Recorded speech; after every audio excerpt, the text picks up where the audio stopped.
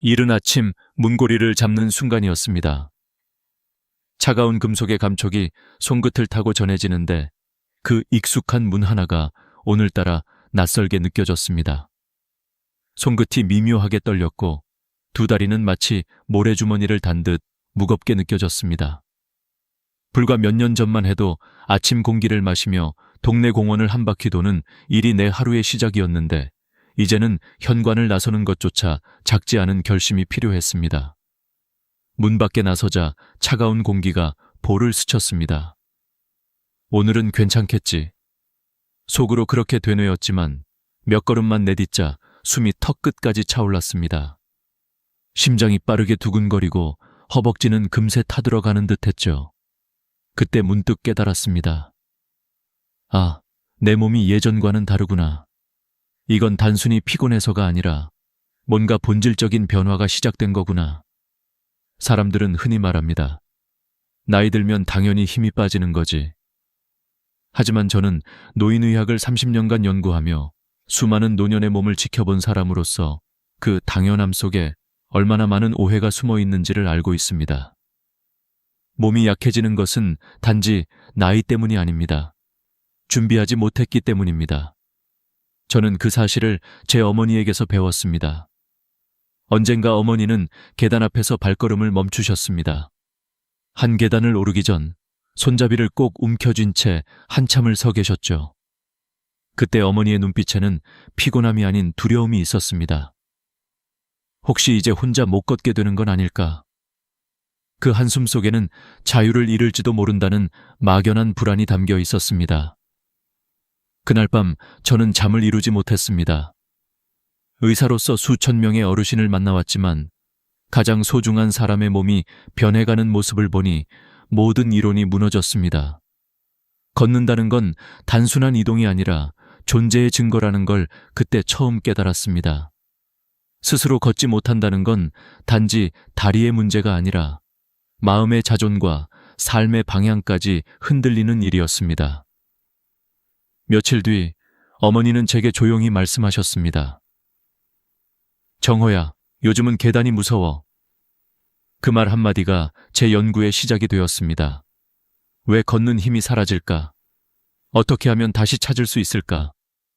그리고 사람들은 언제 그 신호를 알아차릴 수 있을까? 조사와 관찰을 거듭하면서 알게 된 건 이 변화는 어느 날 갑자기 오는 게 아니라는 사실이었습니다. 36세 무렵부터 근육량은 매년 조금씩 줄어듭니다. 46세, 56세를 거치며 속도가 점점 빨라지고 66세 이후엔 1년에 1% 이상이 사라집니다. 그리고 83세를 넘어서면 그 속도는 3배로 급증합니다. 하지만 문제는 대부분의 사람들이 그 사실을 모른다는 겁니다. 몸은 이미 수년 전부터 작은 신호를 보내고 있었는데 우리는 그 목소리를 들으려 하지 않았던 거죠. 그 결과 어느 날 문고리 앞에서 비로소 알게 되는 겁니다. 이젠 예전 같지 않구나. 저는 수많은 어르신을 진료하면서 이런 이야기를 들었습니다. 박사님, 갑자기 다리에 힘이 안 들어가요. 하지만 자세히 들어보면 갑자기도 아니고 이유 없이도 아닙니다. 몇 년 전부터 조금씩 계단이 버거웠고 이전에 비해 산책 후 숨이 더 차오르고 무릎이 시큰거려 자주 쉬게 됐던 것. 그 모든 조각들이 이미 경고였던 겁니다. 제가 기억하는 두 분의 환자가 있습니다. 한 분은 80세까지 난 아직 괜찮아라며 아무런 준비 없이 지내셨고 84세가 되던 해에 한 번의 낙상으로 고관절이 부러졌습니다. 그 뒤로는 보행기를 의지하지 않으면 한 발짝도 움직이지 못하게 되었죠. 반면 72세부터 매일 25분씩 가벼운 운동을 시작하신 분은 올해 88세가 되셨는데 지금도 마트에서 직접 장을 보고 친구들과 커피를 마시며 활기차게 지내십니다. 환경도, 나이도, 조건도 같았지만 단 한 가지, 준비의 유무가 인생의 질을 완전히 바꿔놓았습니다. 어머니를 떠올릴 때마다 저는 마음속으로 되뇌입니다. 몸은 배신하지 않는다. 다만 관리하지 않으면 떠날 뿐이다. 우리의 다리는 단순한 근육이 아닙니다. 삶을 지탱하는 기둥이고 자유로 향하는 길입니다. 걷는다는 건 단순히 장소를 옮기는 게 아니라 내가 원하는 곳으로 스스로 갈 수 있는 힘을 의미합니다. 그래서 저는 여러분께 꼭 말씀드리고 싶습니다. 지금 다리에 조금이라도 힘이 빠졌다고 느끼신다면 그건 늦은 게 아닙니다. 시작할 때입니다. 오늘부터라도 단 10분이라도 몸을 깨워보세요. 내일의 자유는 오늘의 한 걸음에서 시작됩니다. 이제 우리는 다음 단계로 나아가야 합니다. 걷는 힘이란 무엇이며 왜 그것이 인간의 존엄과 연결되는지 그 본질을 함께 살펴보겠습니다. 걷지 못한다는 건 단순히 다리에 문제가 생겼다는 뜻이 아닙니다. 그건 자유를 잃는다는 의미입니다. 스스로의 힘으로 문 밖을 나설 수 없다는 건 인생의 절반이 사라지는 일과 같습니다. 저는 그 사실을 어머니의 눈빛에서 처음 보았습니다. 몇 해 전 겨울이었습니다. 눈이 소복이 쌓인 날, 어머니는 늘 하시던 대로 장을 보러 가려 했습니다. 하지만 현관 앞에서 한참을 서 계셨죠. 춥네 하며 웃으셨지만 그 표정엔 미묘한 떨림이 있었습니다. 계단 3칸을 내려가는 일조차 두려웠던 겁니다. 그날 이후 어머니는 장보기를 멈추셨습니다. 요즘은 택배도 있고 밖은 미끄러워. 그 한마디 뒤엔 이젠 예전 같지 않다는 슬픈 체념이 숨어 있었습니다. 며칠 뒤 거실에 앉아 계신 어머니의 모습을 보았습니다. 예전엔 늘 동네 친구들과 웃으며 이야기하시던 분이 창문 밖만 바라보고 있었습니다. 그 순간 저는 깨달았습니다. 걷는 힘이 사라지면 마음도 갇히는구나. 몸이 불편하면 세상이 좁아지고 세상이 좁아지면 마음까지 작아집니다. 노인의학 연구에서도 같은 결과가 나옵니다. 걷는 능력을 잃은 노인은 그렇지 않은 노인보다 우울증 위험이 3.4배 높고 인지 저하 속도도 2배 빠르다고 합니다. 다리를 움직이는 건 근육의 문제가 아니라 삶의 의지, 인간으로서의 존엄을 지키는 일인 겁니다. 그런 이유로 저는 병원에 오는 어르신들께 이렇게 말씀드립니다. 다리 근육은 돈보다 중요합니다. 돈은 누워서도 쓸 수 있지만 다리는 서야 쓸 수 있습니다. 이 말에 대부분의 분들이 웃으시지만 그 웃음 뒤엔 그렇지, 맞는 말이지 하는 묵직한 공감이 따라옵니다. 저는 한 할아버지를 기억합니다. 그분은 78세, 퇴직 후 평생 모은 돈으로 작은 카페를 열었습니다. 하지만 개업 한 달 만에 다리에 통증이 생겼고 조금만 걸어도 허벅지가 타들어가는 듯했다고 합니다. 검사 결과는 하지 동맥 협착증. 다리 혈관이 좁아져 혈액이 제대로 흐르지 않는 상태였죠. 그 후로 그는 매일 카페 의자에만 앉아 손님을 맞았습니다. 어느 날 이렇게 말씀하셨습니다. 커피 향은 좋은데 발이 움직이지 않으니 인생 맛이 없어요. 그 말이 제 마음에 깊이 남았습니다. 그분의 치료를 도우며 저는 하나의 원칙을 세웠습니다. 걷는 힘은 단순한 근육의 문제가 아니다. 그건 삶의 통로다. 그래서 저는 모든 치료 계획의 시작점을 움직임으로 둡니다. 약보다 먼저 필요한 건 다시 걸어보겠다는 마음이기 때문입니다. 어머니의 이야기도 그랬습니다. 저는 하루 10분씩 어머니와 함께 복도 끝까지 걸었습니다. 처음엔 2-3걸음도 버거워하셨지만 한 달 후엔 마당까지, 석 달 후엔 동네 슈퍼까지 걸을 수 있었습니다. 그 길 위에서 어머니는 다시 웃음을 되찾았습니다. 정호야, 내가 다시 내 다리로 걷고 있구나. 그 말 한마디에 저는 울었습니다. 그날 의사로서가 아니라 아들로서 확신했습니다. 걷는다는 건 단순한 재활이 아니라 삶을 되찾는 일이라는 걸요. 저는 종종 강연에서 이런 질문을 던집니다. 여러분, 만약 내일 눈을 떴을 때 2다리가 움직이지 않는다면 가장 먼저 떠오르는 건 무엇일까요? 많은 분들이 이렇게 대답합니다. 밖에 나가고 싶어요. 손주를 안고 싶어요. 그냥 평범하게 걷고 싶어요. 이 답 속에 인간의 본능이 있습니다. 걷는다는 건 단순한 기능이 아니라 인간의 존엄 그 자체입니다. 그래서 저는 여러분께 부탁드립니다.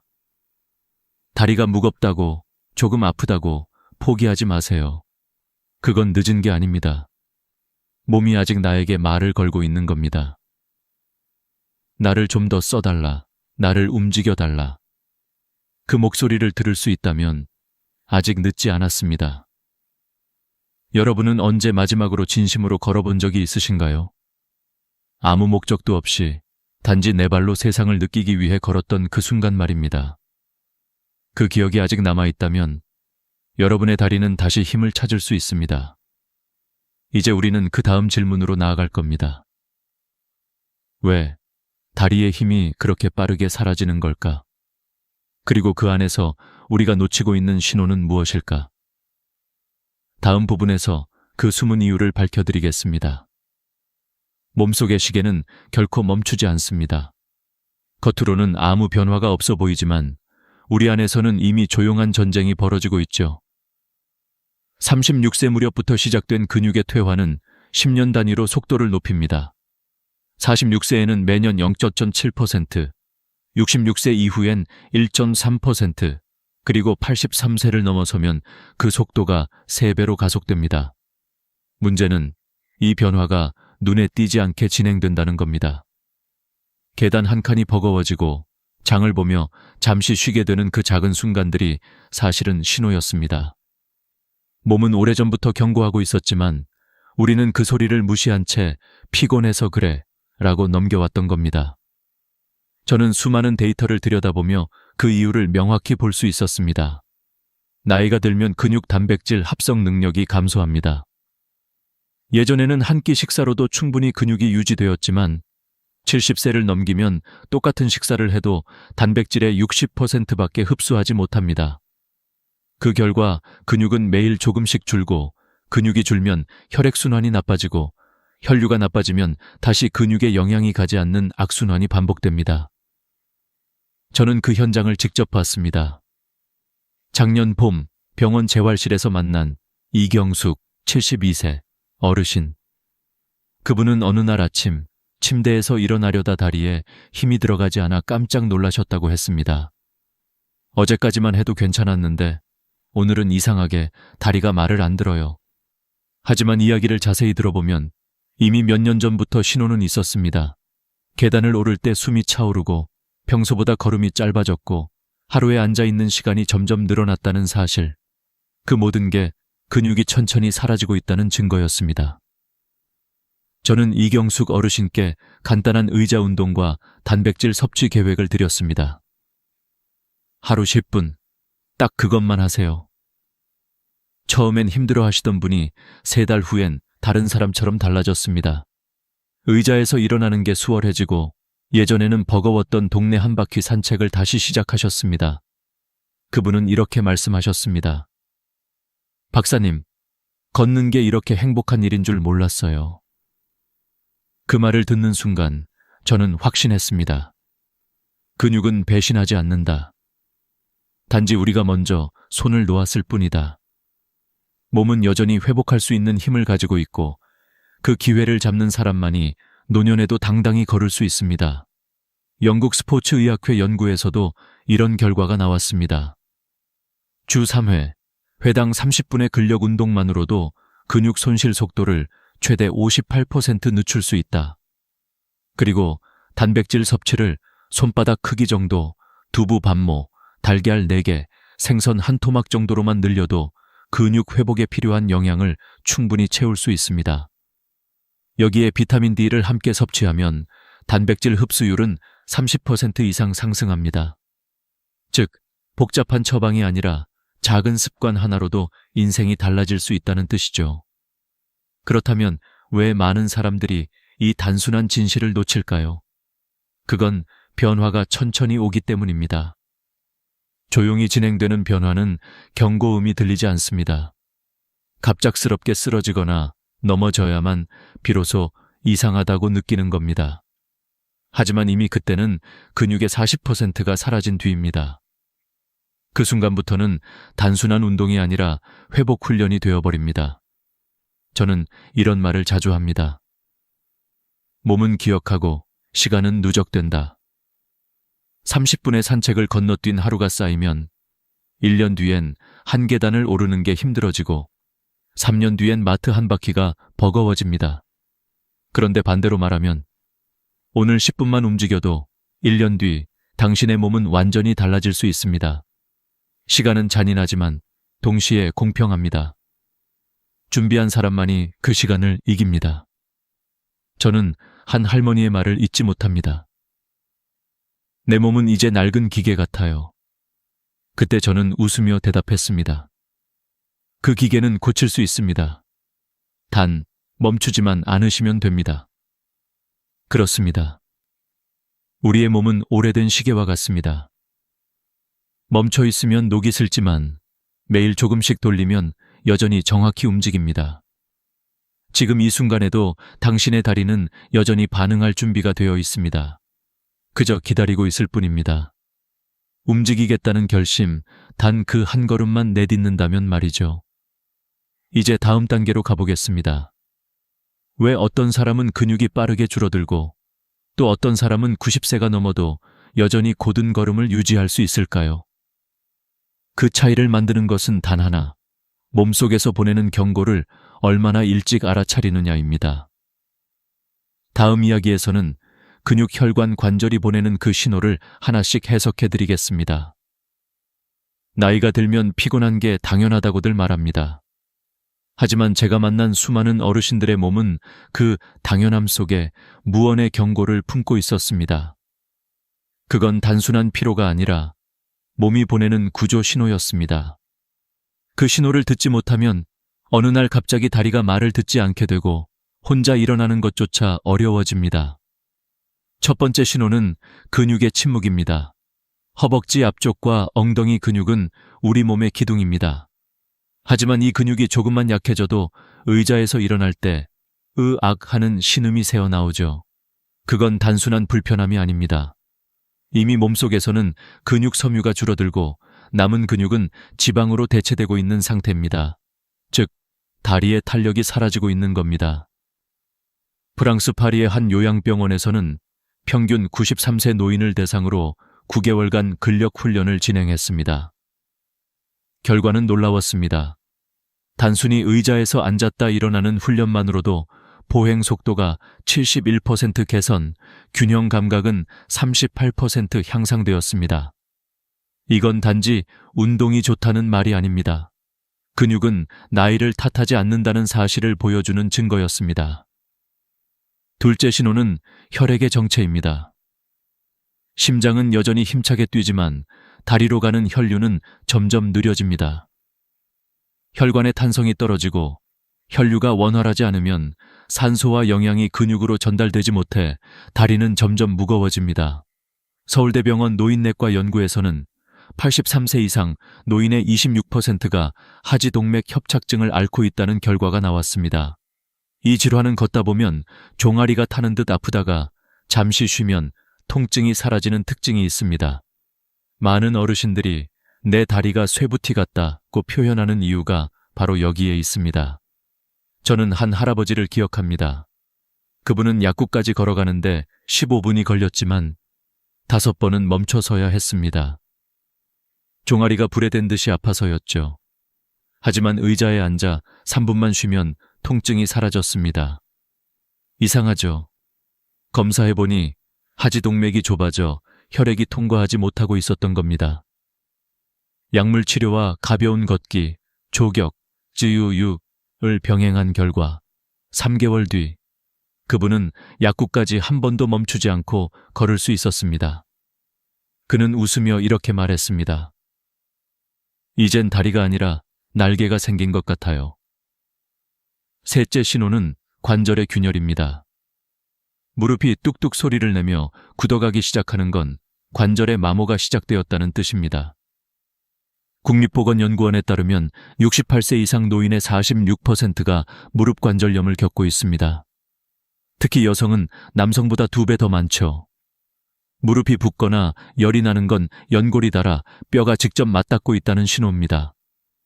한번 손상된 연골은 재생이 어렵지만 무릎 주변 근육을 강화하면 통증은 줄고 기능은 회복됩니다. 이때 중요한 건 무조건 쉬는 게 아니라 움직이는 휴식입니다. 예를 들어 의자에 앉아 다리를 쭉 펴기 운동, 혹은 벽을 짚고 한 발로 서기 같은 간단한 동작도 큰 도움이 됩니다.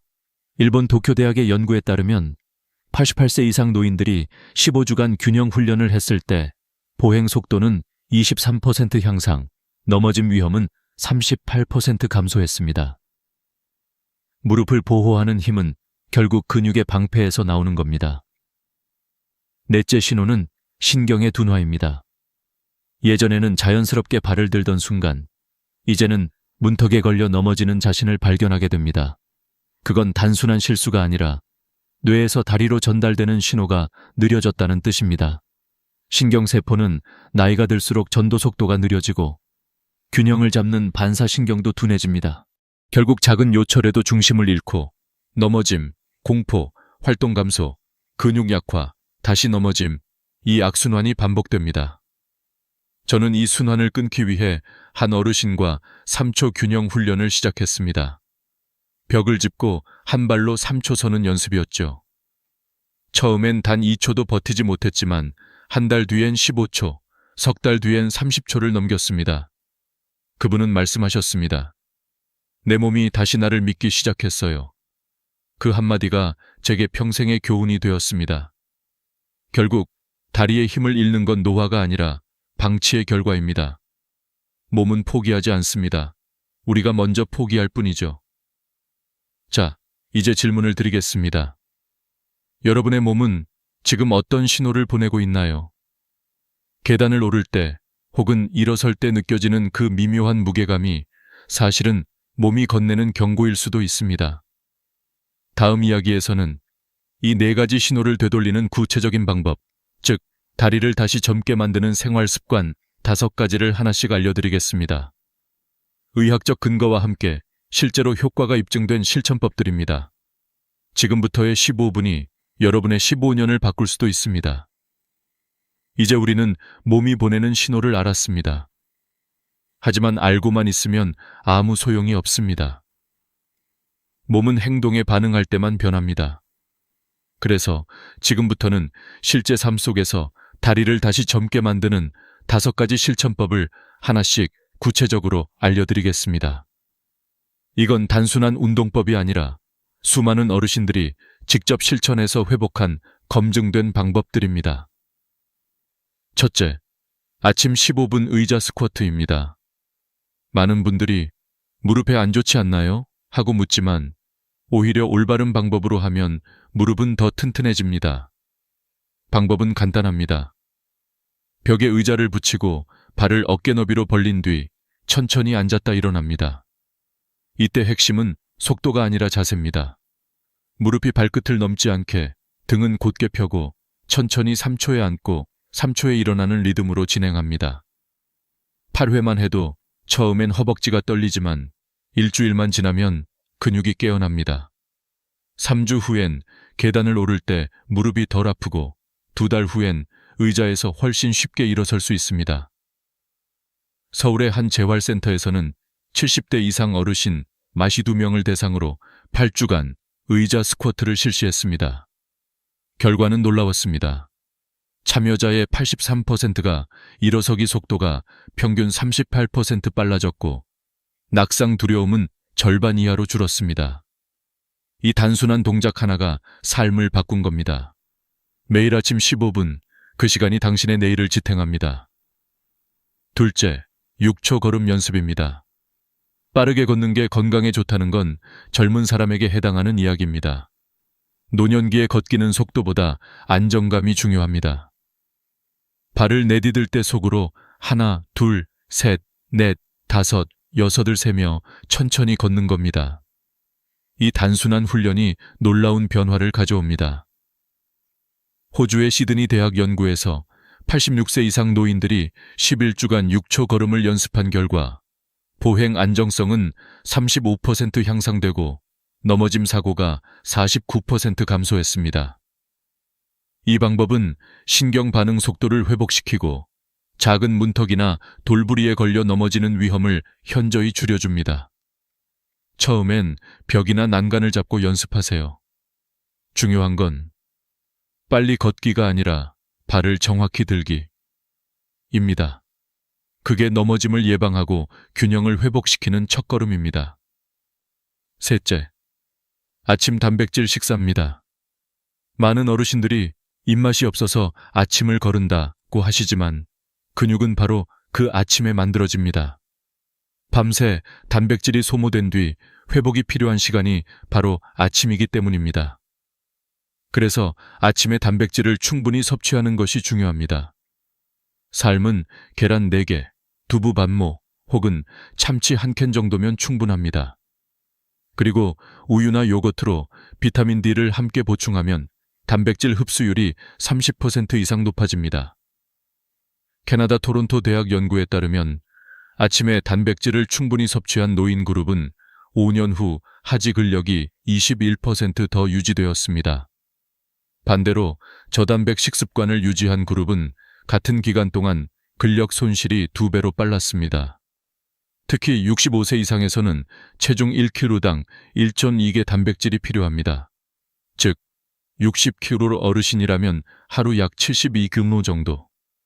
이 중 30%는 반드시 아침에 섭취해야 합니다. 근육은 아침의 식사로 하루를 버팁니다. 넷째, 저녁 조격 습관입니다. 하루 종일 다리는 중력의 영향을 받아 혈액이 아래로 몰립니다. 이때 40도의 따뜻한 물에 25분간 발을 담그는 조격은 혈관을 확장시켜 혈류를 원활하게 합니다. 여기에 굵은 소금 한 숟가락을 넣으면 염분의 삼투작용으로 부종이 완화되고 다리의 피로가 훨씬 줄어듭니다. 단, 당뇨가 있는 분들은 반드시 가족과 함께 조심히 진행해야 합니다. 감각이 둔해져 화상을 입을 수 있기 때문이죠. 저는 어머니와 함께 매일 밤 조격을 했습니다. 처음엔 단순히 피로를 푸는 시간이라 생각했지만 한 달 뒤 어머니는 이렇게 말씀하셨습니다. 다리가 따뜻해지니까 마음도 따뜻해진다. 그 말이 너무 인상 깊었습니다. 몸의 온기가 마음의 온기를 되찾게 하는 순간이었죠. 다섯째, 수분 섭취 습관입니다. 화장실 가기 귀찮아서 물을 적게 마신다는 어르신들이 정말 많습니다. 하지만 수분이 부족하면 혈액이 끈적해지고 그 결과 혈액순환이 나빠지며 다리가 쉽게 붓습니다. 하루 최소 1.5리터의 수분이 필요합니다. 한 번에 많이 마시기보다 1시간마다 3, 4모금씩 자주 마시는 것이 좋습니다. 아침에 일어나자마자 미지근한 물 한 컵을 마시면 밤새 정체된 혈액이 다시 순환을 시작합니다. 중요한 점은 커피나 녹차 같은 카페인 음료는 수분으로 계산되지 않는다는 것입니다. 그건 오히려 탈수를 유발하죠. 따뜻한 물, 보리차 혹은 미지근한 생수가 가장 이상적입니다. 이 5가지 습관은 단순해 보이지만 실제 임상 결과 수백 명의 노인 환자들의 다리 건강을 바꾼 방법입니다. 의자 스쿼트 15회, 6초 걸음, 단백질 아침, 따뜻한 조격, 꾸준한 수분.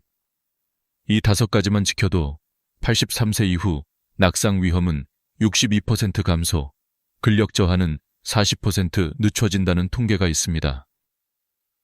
여러분은 오늘 이 5가지 중 몇 가지를 실천하고 계신가요? 만약 단 한 가지라도 실천하고 있다면 당신은 이미 젊은 다리로 가는 길 위에 서 있습니다. 이제 마지막 이야기에서는 이 습관들이 실제로 인생을 어떻게 바꾸는지를 보여드리겠습니다.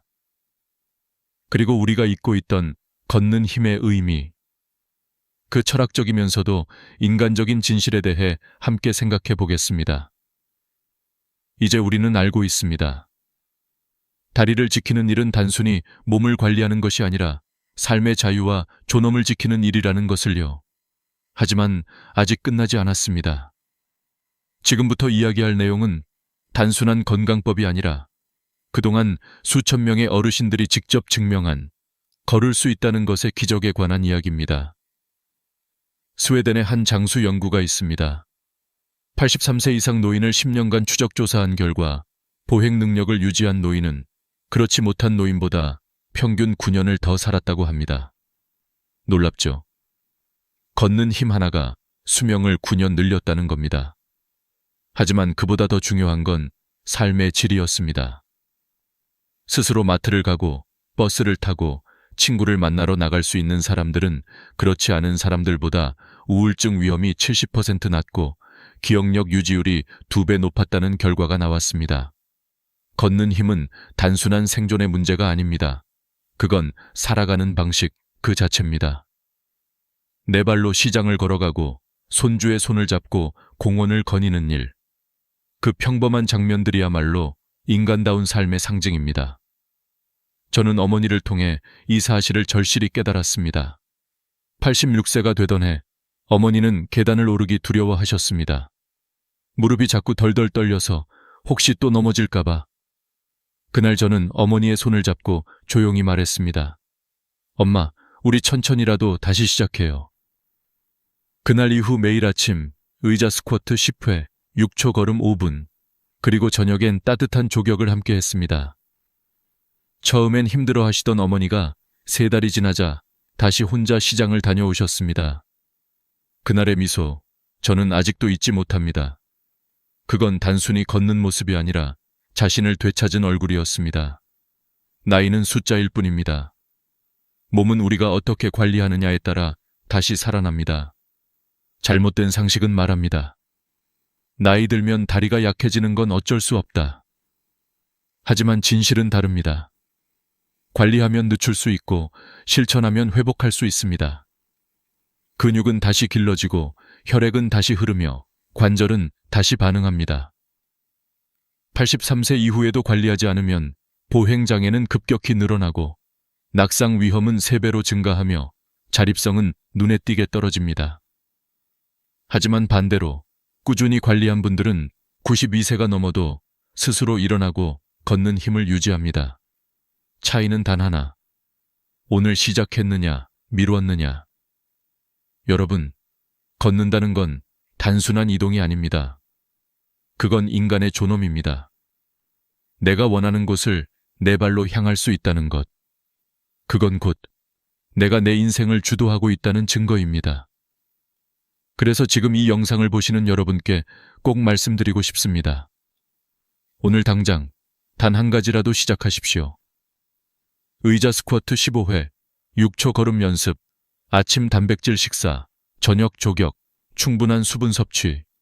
이 5가지 중 단 하나만이라도 좋습니다. 그 작은 행동이 내일의 자유를 만듭니다. 그리고 잊지 마세요. 몸은 결코 당신을 배신하지 않습니다. 다만 당신이 너무 오래 기다리게 했을 뿐입니다. 오늘 그 기다림을 끝내세요. 당신의 다리는 여전히 살아있고 당신의 삶은 여전히 가능성으로 가득 차 있습니다. 이제 저는 이렇게 묻고 싶습니다. 여러분은 오늘 하루 몇 걸음을 걸으셨나요? 혹시 예전보다 걷기가 힘들어졌다면 그건 끝이 아니라 시작의 신호입니다. 오늘 이 이야기를 계기로 당신의 다리가 그리고 당신의 인생이 다시 움직이길 바랍니다. 다음 영상에서는 무릎 관절을 지키는 구체적인 운동법과 통증 완화 방법을 자세히 알려드리겠습니다. 특히 계단 오르내리기가 힘든 분들을 위한 실제 따라하기 쉬운 근육 회복 루틴을 준비했습니다. 오늘 끝까지 시청해주신 여러분께 진심으로 감사드립니다. 이 영상이 여러분의 삶에 작은 힘이 되었다면 주변의 소중한 분들께 공유해주세요. 그리고 구독과 좋아요로 함께 해주시면 앞으로도 건강과 희망을 나누는 이야기로 보답드리겠습니다. 오늘도 여러분의 다리가 가볍고 마음이 따뜻하길 바랍니다. 저는 언제나 여러분 편에서 함께하겠습니다. 건강한 하루 보내세요. 감사합니다. 통장 잔액 때문에 기초연금이 끊긴다니 그게 말이 돼요? 나는 지금도 그날의 전화 한 통을 잊을 수 없다. 복지관 상담실에서 한 어르신의 떨리는 목소리가 들려왔다. 윤 선생, 나 이번 달에 연금이 안 들어왔어요. 통장에 잠깐 돈 좀 들어왔을 뿐인데요. 그 말이 내 가슴을 꽉 조였다. 수십만 원씩 꼬박꼬박 들어오던 그 돈은 어르신께 매달의 희망이었다. 그런데 그 희망이 통장 숫자 몇 개 때문에 사라진 것이다. 사람들은 말한다. 기초연금은 65세 넘으면 누구나 받는 거 아니에요? 하지만 현실은 다르다. 통장에 돈이 일정 금액을 넘는 순간 그 누구나에서 조용히 빠져나오게 된다. 모르면 잃는다. 알면 지킬 수 있다.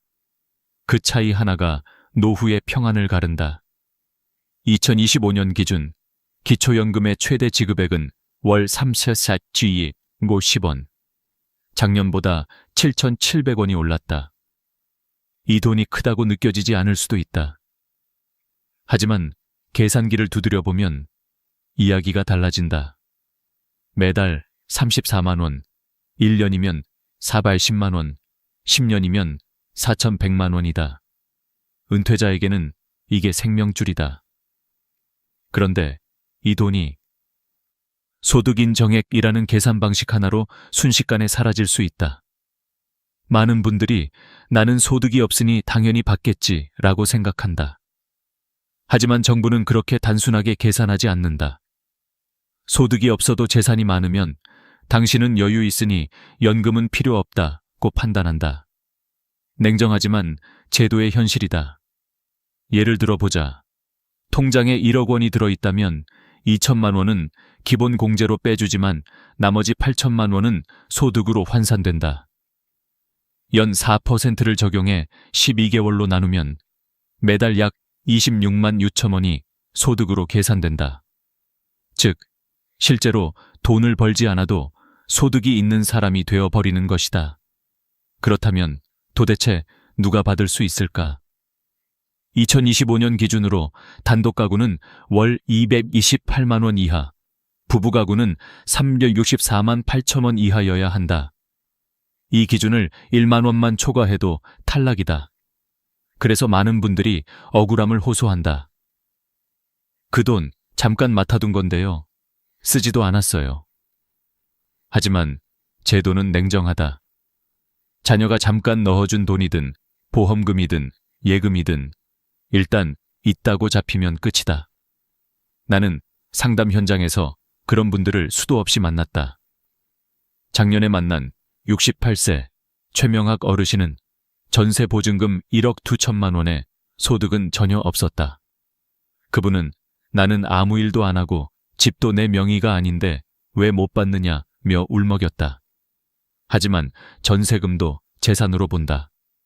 정부는 지역별 기본 재산액 대도시 1억 3,500만 원, 중소도시 8,500만 원, 농어촌 7,000지 50만 원을 빼고 남은 금액에 연 4%를 곱해 월소득으로 계산한다. 그 차이로 어르신은 탈락했다. 나는 집도 없는데 라고 하시던 그 말이 오래 남았다. 이건 억울함의 문제가 아니다. 제도의 언어를 모르면 제도의 문턱에서 미끄러진다. 그래서 오늘 나는 이 영상을 통해 반드시 전하고 싶다. 지금부터라도 늦지 않았다. 기초연금은 단순히 돈이 아니라 삶의 여유를 되찾는 권리다. 그 권리를 지키기 위해선 제도의 구조를 이해해야 한다. 가장 먼저 알아야 할 건 기초연금은 소득만으로 판단하지 않는다는 사실이다. 정부는 소득 플러스 재산을 합쳐 소득 인정액, 소득 환산 기준을 계산한다. 예금, 보험금, 자동차, 전세보증금, 심지어 가족이 잠깐 넣은 돈까지도 이 계산에 포함된다. 즉, 재산이 많으면 소득이 없어도 탈락이고 재산이 적어도 일정 소득이 있으면 역시 탈락이다. 그런데 여기서 중요한 변화가 하나 더 있다. 2025년부터 근로소득 공제액이 112만 원으로 인상됐다. 예를 들어 월급이 300만 원인 경우 112만 원을 먼저 빼고 남은 188만 원의 30%를 추가로 공제한다. 결국 실제 소득으로 잡히는 금액은 131만 6천 원이다. 즉, 예전보다 더 많은 사람이 기준 안으로 들어올 수 있게 된 것이다. 나는 이 제도가 공정하다고 믿지 않는다. 그러나 현명하게 이용할 수는 있다고 믿는다. 누군가는 모르고 잃고 누군가는 알아서 챙긴다. 그 차이는 공부의 차이이고 관심의 차이다. 그리고 그 작은 차이가 은퇴 후 10년의 삶을 바꾼다. 그러니 지금 이 순간 꼭 한번 생각해 보시라. 내 통장에는 혹시 나도 모르게 기준을 넘는 돈이 들어있지 않은가? 그 돈이 나를 편하게 만드는 게 아니라 오히려 기초연금의 문을 닫게 만드는 열쇠가 될 수도 있다. 이제부터 본격적으로 살펴보자. 도대체 어떤 실수들이 연금을 끊어버리는 걸까? 그리고 그 실수들을 피할 수 있는 방법은 무엇일까? 당신이 몰랐던 9가지 함정, 지금부터 하나씩 밝혀드리겠다. 나는 은행 창구에서 오랫동안 일하면서 수없이 같은 장면을 보았다. 상담 테이블 너머로 어르신이 조심스레 물었다. 이거 잠깐 넣었다 빼면 괜찮죠? 그리고 몇 달 뒤 그분의 표정은 완전히 달라졌다. 윤 선생, 기초연금이 끊겼어요. 그냥 자식 통장 좀 도와준 건데요. 이건 단순한 오해가 아니다. 정말 많은 분들이 몰라서 손해를 본다. 그래서 지금부터 말씀드릴 9가지 실수는 반드시 기억하셔야 한다. 단 하나라도 해당되면 연금이 끊길 수 있다. 첫 번째 실수, 가족 간의 돈 이동. 잠깐 맡겼다가 돌려받았을 뿐인데요. 이렇게 말해도 통하지 않는다. 국민연금공단은 이체 기록을 증여로 볼 수 있다. 특히 자녀가 부모에게 혹은 부모가 자녀에게 일정 금액 이상을 송금하면 그 흔적은 그대로 남고 그 돈은 재산으로 포함된다. 한 번이라도 큰 금액이 오가면 그건 이미 데이터로 저장된다. 한 70대 부부는 자녀가 집을 살며 일시적으로 부모 통장에 계약금을 넣었다가 돌려준 적이 있었다. 그 돈은 우리 돈이 아니었는데, 그러나 심사에서는 재산으로 잡혀 탈락했다. 그분의 한숨이 잊히지 않았다. 두 번째 실수, 자녀 명의 적금을 본인이 관리하는 경우. 아들 이름으로 넣은 건데요. 나중에 내가 찾았어요. 이렇게 말하면 끝이다. 제도는 명의보다 실제 사용자를 본다. 부모가 입금하고 출금까지 하면 그건 부모의 자산으로 본다. 실제로 한 어머니가 이런 이유로 연금 전액 삭감 판정을 받았다. 세 번째 실수, 부동산을 자녀에게 헐값으로 넘기는 것.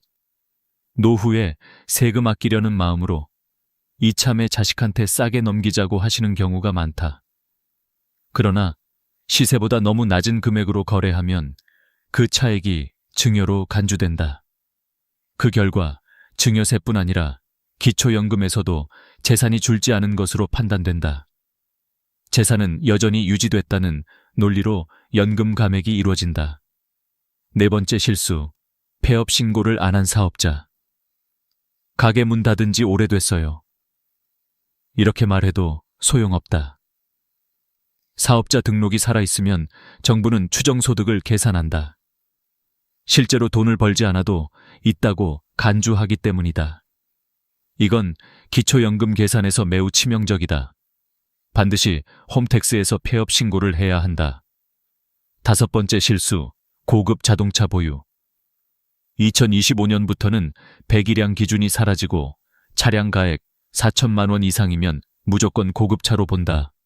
그 금액은 전액 소득으로 환산된다. 예를 들어 차량 가액이 5천만 원이면 5천만 원 전부가 소득으로 계산된다. 반면 3천만 원짜리 차량은 일반 자동차로 분류되어 14%만 반영된다. 이 차이는 어마어마하다. 여섯 번째 실수, 보험 해약금.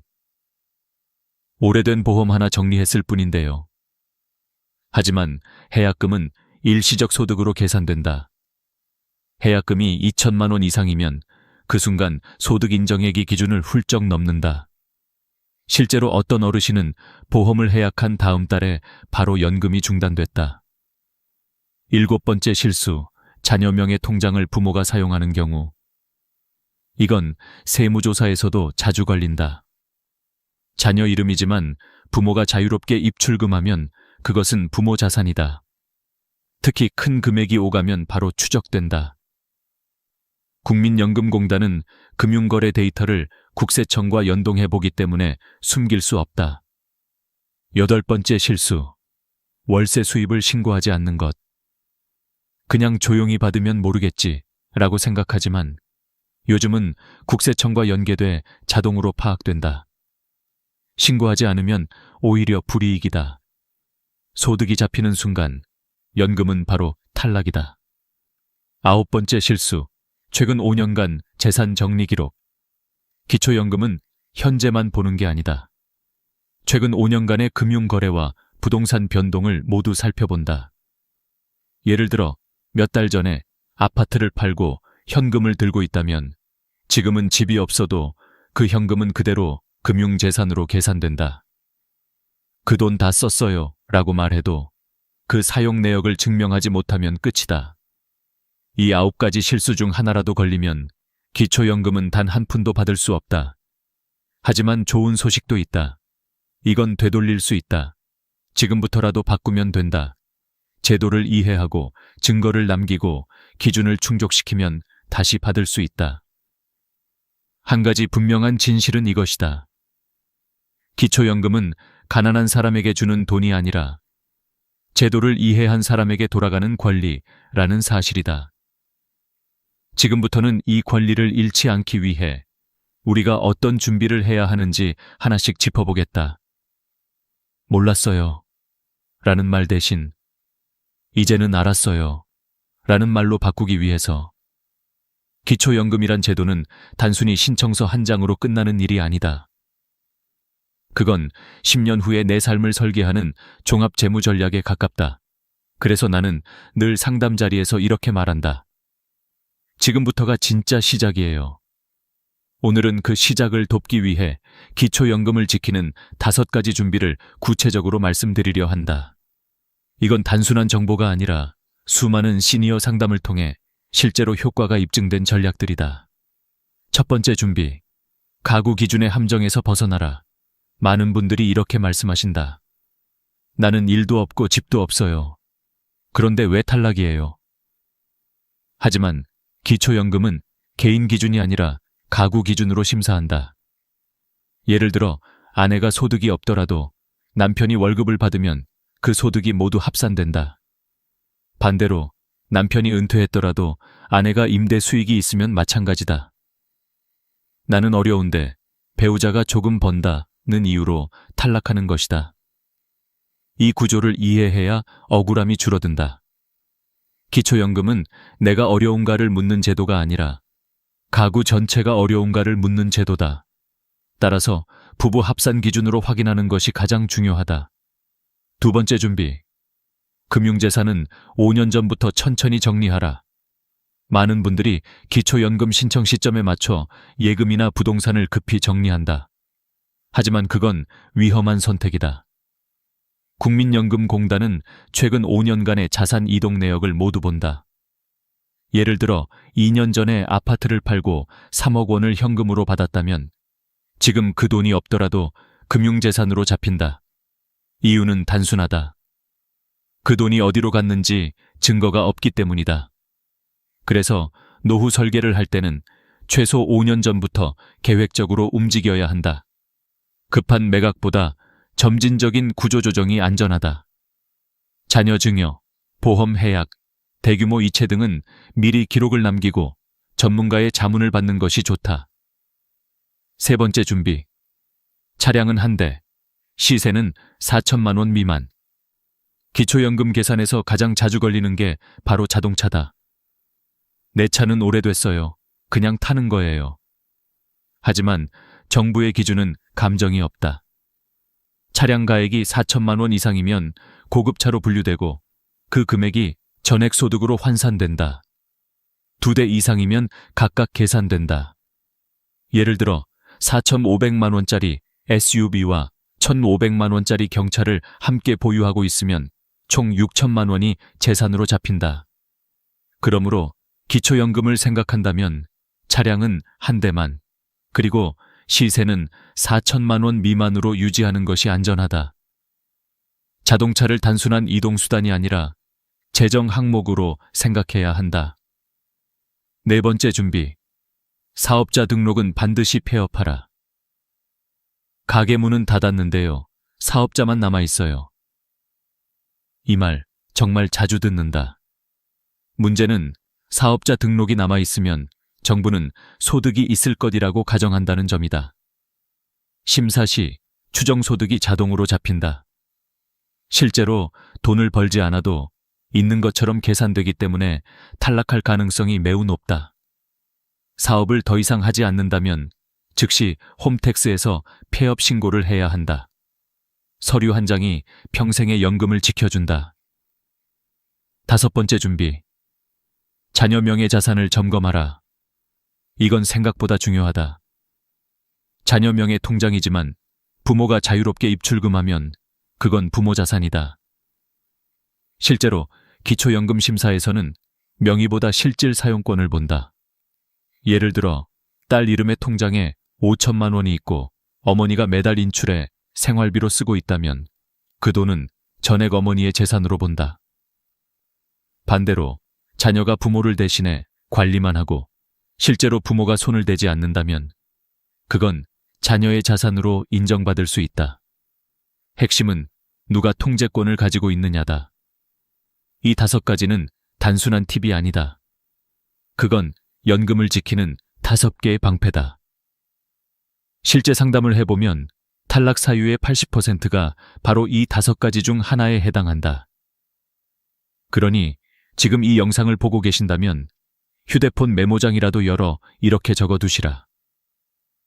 가구 기준 확인, 금융 5년 관리, 차량 4천 이하, 사업자 폐업, 자녀 통장 점검. 이 5줄이 여러분의 노후를 지킬 것이다. 그리고 지금부터는 더 구체적인 실행 방법으로 들어가 보자. 그래서 실제로 뭘 해야 하나요? 바로 그 답을 다음 부분에서 단계별로 알려드리겠다. 실제 현장에서 가장 많이 받는 질문은 이것이다. 그럼 구체적으로 지금 은행이나 주민센터 가서 무엇을 해야 하나요? 이제부터는 추상적인 조언이 아니라 바로 실행할 수 있는 실전 단계를 말씀드리겠다. 이건 제가 수백 명의 시니어 상담을 하며 직접 정리한 방법이다. 첫째, 예금은 반드시 쪼개서 관리하라. 대부분 어르신들은 이렇게 하신다. 그냥 한 통장에 다 넣어두면 편하잖아. 하지만 그 편함이 가장 위험하다. 왜냐하면 기초연금심사에서는 통장 잔액이 그대로 재산으로 계산되기 때문이다. 예를 들어 통장 하나에 1억 원이 들어있다면 2천만 원 기본 공제를 빼고 남은 8천만 원이 소득으로 환산된다. 8천만 원 액그 4%, 12개월, 1갤리 월 26만 6천 원의 소득이 생긴 것으로 계산된다. 그렇게 되면 연금 기준을 넘기 쉽다. 하지만 이 돈을 목적별로 나눠 관리하면 이야기가 달라진다. 생활비 통장, 공과금 통장, 자녀 지원 통장 등으로 구분해 관리하면 단순한 저축이 아니라 생활자금으로 인정받을 가능성이 높아진다. 단 주의해야 할 점이 있다. 단순히 통장을 여러 개 만든다고 되는 게 아니다. 입출금 내역이 생활비로 쓰였다는 흔적이 남아야 한다. 실제로 관리비, 자동이체나 병원비 결제, 식비 결제가 잡혀 있어야 한다는 뜻이다. 이런 기록들이 제도적 증거로 작용한다. 둘째, 보험은 무조건 해약하지 말고 전문가에게 먼저 물어라. 보험 해약하면 당장 돈이 생기니까 생활비로 쓰면 되잖아요. 이 말이 탈락의 시작이다. 보험 해약금은 일시적 소득으로 간주되기 때문이다. 예를 들어 15년 유지한 보험을 해약해 2,500만 원을 받았다면 그달부터 소득 인정액이 급등해 연금이 끊긴다. 반면 보장성 보험은 영향을 거의 주지 않는다. 그러므로 보장성인지 저축성인지 반드시 확인해야 한다. 만약 환급금이 크다면 당장 해약하지 말고 보장 항목만 줄이거나 전문가 상담을 거쳐야 한다. 지금 돈이 급하다는 이유로 서둘렀다가는 10년치 연금을 잃을 수 있다. 셋째, 전세는 월세로 일부 전환하라. 이건 많은 분들이 놓치는 핵심이다. 전세 보증금은 내 돈이 아닌데도 재산으로 계산된다. 예를 들어 전세금이 1억 6천만 원이면 정부는 이 돈의 4%를 소득으로 계산해 매달 약 53만 원을 번 것처럼 간주한다. 그래서 소득 인정액이 초과되는 것이다. 그럴 땐 일부를 월세로 전환하라. 예를 들어 보증금 1억 6천에서 3천만 원으로 줄이고 월세 40만 원으로 바꾸면 보증금이 줄어들면서 소득 인정액은 낮아지고 월세는 지출로 잡혀서 유리해진다. 단, 실제 임대차 계약이 있어야 하며 월세 이체 내역도 증거로 남아야 한다. 형식만 월세로 바꾸고 실제로 돈을 내지 않으면 조사 대상이 된다. 넷째, 세무사나 공인중개사 상담을 활용하라. 나는 가진 게 별로 없는데 굳이 전문가까지 찾아가야 하나요? 하지만 바로 그런 분들이 가장 많이 탈락한다. 왜냐하면 애매한 재산 구조를 설명할 줄 모르기 때문이다. 예를 들어 예금 4천만 원, 전세 보증금 1억 3천, 차량 시세 1천만 원이면 기준을 살짝 초과한다. 하지만 만약 차량이 폐차 직전이고 예금 중 절반이 자녀의 병원비였다면 전문가의 도움을 받아 서류로 증명만 하면 충분히 제외시킬 수 있다. 이때 중요한 건 진술이 아니라 증거다. 영수증, 이체 내역, 계약서, 폐차 확인서 등이 실제로 판단 기준이 된다. 게다가 요즘은 지자체 무료 상담 프로그램도 많다. 복지관, 주민센터, 노인회관에도 세무자문 창구가 있다. 돈이 아니라 정보를 아끼지 마라. 그게 가장 큰 손해다. 다섯째, 신청은 반드시 내가 직접 해야 한다. 놀랍게도 많은 분들이 이렇게 말씀하신다. 될 것 같아서 기다리고 있었어요. 하지만 기초연금은 자동 지급이 아니다. 신청하지 않으면 100% 탈락이다. 심지어 서류 하나 빠졌다고 탈락하는 경우도 많다. 예를 들어 건강보험료 납부 내역서가 누락되거나 오래된 CMA 계좌를 제출하지 않아도 은닉재산으로 판단된다. 그래서 신청 전 반드시 4가지를 확인해야 한다. 1. 기초생활수급자 및 돌봄 서비스 중복 여부. 2. 건강보험료 납부 금액. 3. 모든 금융계좌 내역. 4. 배우자 소득 및 재산 합산 여부. 이 4가지가 완벽히 준비돼야 심사에서 안전하다. 기초연금은 기다린다고 생기지 않는다. 움직이는 사람에게만 주어진다. 그리고 그 움직임은 거창할 필요가 없다. 주민센터 한번 방문, 서류 몇 장 제출, 그리고 내 이름으로 신청서에 사인 한번. 그게 노후의 안정으로 이어진다. 이쯤에서 여러분에게 묻고 싶다.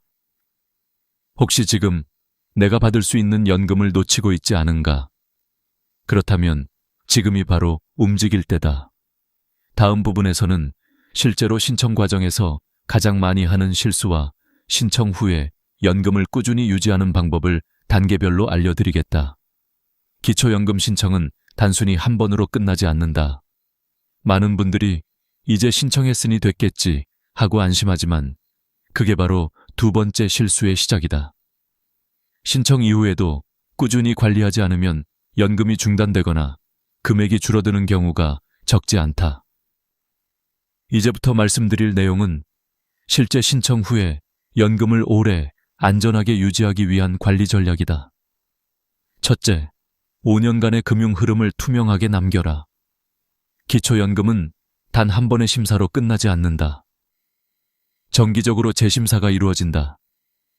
특히 재산 변동, 보험 해약, 부동산 거래 등이 있으면 즉시 확인된다. 그래서 통장 거래 내역, 계좌 간 이체 기록, 현금 인출 내역 등을 깔끔하게 정리해 두는 게 좋다. 예를 들어 자녀가 생활비를 보냈다면 생활비 메모를 남기고 병원비로 인출했다면 영수증을 함께 보관하라. 이런 세세한 기록들이 재심사 때 이건 단순한 소비였다 는 증거로 작용한다. 한 72세 어르신은 3년 전 자녀가 결혼할 때 도와주기 위해 2천만 원을 송금했다가 그것이 증여로 오해받아 연금이 중단된 적이 있다. 하지만 나중에 결혼식 계약서와 이체 내역을 제출하자 다시 회복됐다. 기록은 곧 방패다. 둘째, 자동차는 상태가 바뀌면 바로 신고하라. 자동차를 폐차했거나 팔았다면 그 즉시 구청이나 국민연금공단에 변경 신고를 해야 한다. 이유는 단순하다. 연금심사는 될 2년 전 데이터를 기준으로 하는 경우가 많다. 이미 팔았는데도 시스템에선 보유 중으로 잡혀 있으면 탈락한다. 자동차는 단순한 이동수단이 아니라 연금 계산의 변수다. 그러니 변화가 생기면 바로 신고하는 습관을 들이자. 셋째, 가족 간 금전 거래는 반드시 증거를 남겨라. 아들한테 돈 빌려줬는데요. 나중에 돌려받았어요. 이 말이 아무리 진심이라도 증거가 없으면 증여로 본다. 그래서 돈을 빌려줄 때는 간단히라도 차용증을 작성해야 한다. 차용증에는 금액, 날짜, 상환 계획을 적고 서로 서명하면 된다. 그게 없다면 무상 이전으로 판단되어 기초연금이 끊길 수 있다. 한 68세 부부는 딸 결혼자금 5천만 원을 빌려줬다가 차용증이 없어 연금이 중단되었다. 하지만 뒤늦게 증빙을 제출한 후 복구되었다. 제도는 감정이 아닌 서류로 움직인다. 넷째, 보험을 새로 가입할 때도 신중하라. 의외로 많은 분들이 연금 수령 중에도 새로운 보험 상품을 가입한다.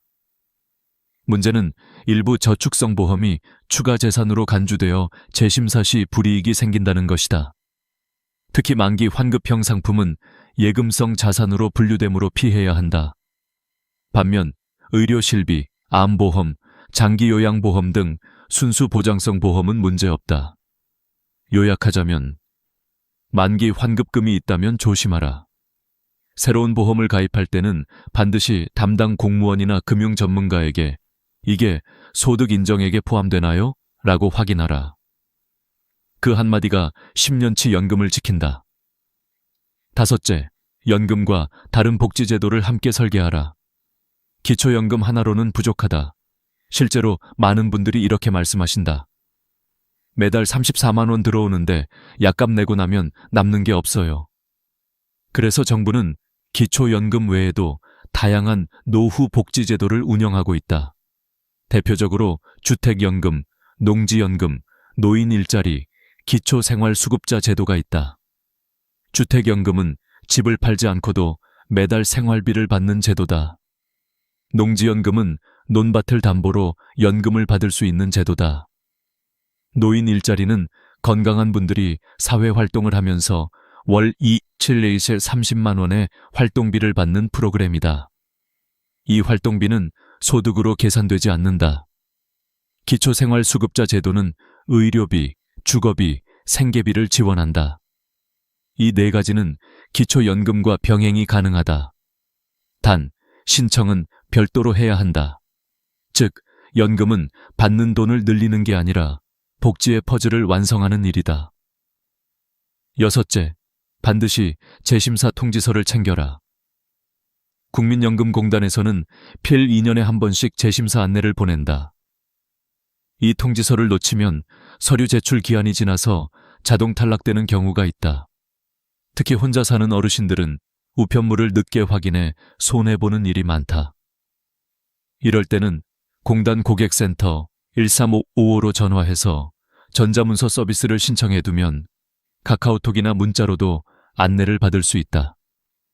작은 습관 하나가 큰 돈을 지킨다.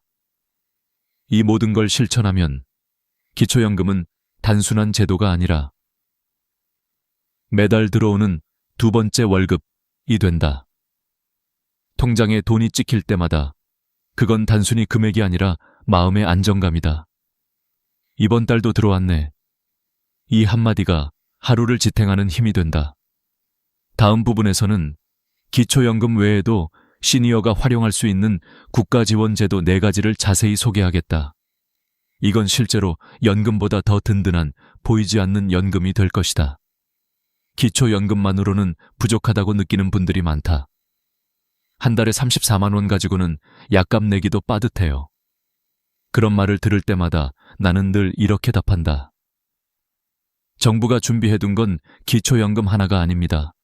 우리가 아직 다 쓰지 못했을 뿐이에요. 오늘은 그 아직 쓰지 못한 4가지 제도를 알려드리려 한다. 이건 단순히 돈을 더 받는 방법이 아니라 노후를 안정적으로 완성하는 퍼즐의 마지막 조각들이다. 첫 번째, 주택연금 가장 많이 묻는 질문이 있다. 내 집은 있는데 생활비가 부족해요. 집을 팔아야 할까요? 아니다. 절대 서두르지 마라. 그럴 때 필요한 게 바로 주택연금이다. 이건 내가 살고 있는 집을 담보로 맡기고 매달 생활비를 연금처럼 받는 제도다. 집은 그대로 내 명의로 남고 쫓겨날 일도 없다. 법으로 보호된다. 2025년 기준으로 부부 중 1명이 55세 이상, 주택의 공시가가 12억 원 이하라면 신청할 수 있다. 예를 들어 서울의 9억 원짜리 아파트를 가진 70대 부부가 주택연금에 가입하면 매달 100만 원에서 200만 원까지 생활비를 받을 수 있다. 게다가 사망 후에도 자녀가 상속받을 수 있고 원한다면 집을 팔아 상환할 수도 있다. 살아있는 동안에는 집을 팔지 않고도 현금 흐름을 만드는 가장 안전한 방법이다. 신청은 한국주택금융공사 HF 또는 가까운 은행에서 가능하다. 집은 그대로 두고 삶의 여유만 가져오자. 그것이 주택연금의 진짜 가치다. 두 번째, 농지연금. 나는 집도 없고 시골밭 하나뿐이야. 그걸로 뭘 해요? 그 밭이 당신의 노후 자산이다. 농지연금은 농지를 담보로 맡기고 매달 일정 금액을 연금처럼 받는 제도다. 65세 이상, 5년 이상 농사를 지었거나 실제로 경작했던 땅이면 가능하다.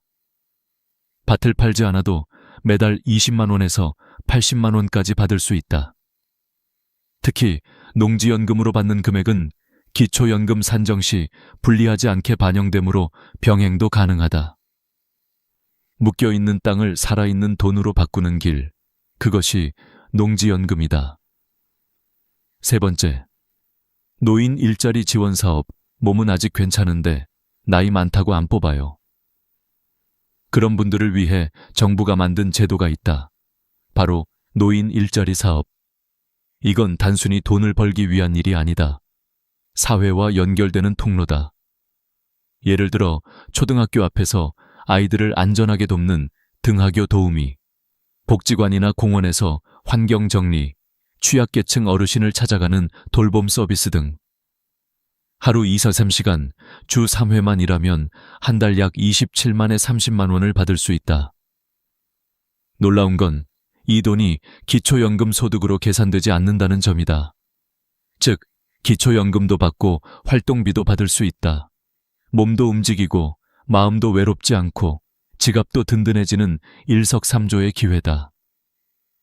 신청은 매년 11월, 12월 사이 복지로 사이트나 주민센터에서 가능하다. 나는 아직 사회의 일원이다. 이 확신이 노후를 지탱한다. 네 번째, 기초생활수급자 제도. 많은 분들이 이렇게 말한다. 나는 자식도 있고 집도 있으니까 그건 나랑 상관없어요. 하지만 기초생활수급자 제도는 단순히 가난한 사람만을 위한 게 아니다. 실제로는 일정 조건을 충족하면 충분히 신청할 수 있다. 의료비, 주거비, 생계비를 지원받을 수 있고 병원비가 거의 무료에 가깝다. 수술비, 약값까지 지원된다. 주거급여로 월세 20만 원 가까이 보조받을 수도 있다. 생계급여는 현금으로 매달 50만 원 이상이 들어온다. 게다가 자녀가 따로 살고 있고 경제적으로 도움을 주지 않는다면 부양 의무자 기준이 완화되어 선정될 가능성이 높다. 무조건 안 될 거라 생각하지 말고 혹시나가 다행히로 바뀔 수 있는 기회로 보자. 이 4가지는 모두 기초연금과 함께 설계할 수 있다. 즉, 하나의 제도로 끝나는 게 아니라 서로 연결된 노후 생태계다. 이걸 제대로 아는 사람은 안정된 노후를, 모르는 사람은 불안한 노후를 맞는다. 결국 지식이 연금이다. 이제 마지막으로 오늘 이야기를 한 줄로 정리해드리겠다. 기초연금은 신청이 아니라 설계다. 지식을 쌓고 준비한 사람만이 매달 통장에 찍히는 그 한 줄의 숫자에 마음의 안정을 더할 수 있다. 여러분, 지금이 바로 그 준비의 시작이다. 오늘 영상이 마음에 와닿으셨다면 주변의 부모님, 친구, 이웃에게 공유해 주세요.